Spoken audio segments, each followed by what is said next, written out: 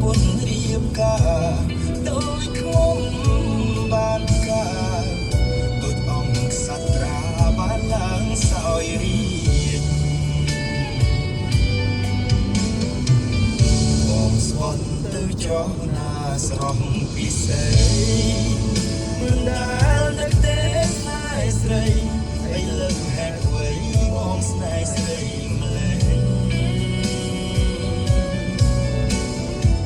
បាត់មុនមួយថ្ងៃហេតុអីស្ទើរប្រែង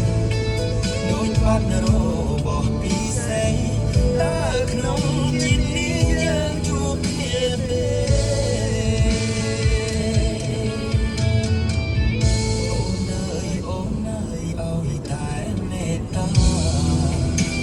បីរឿងរ៉ាវយ៉ាងណា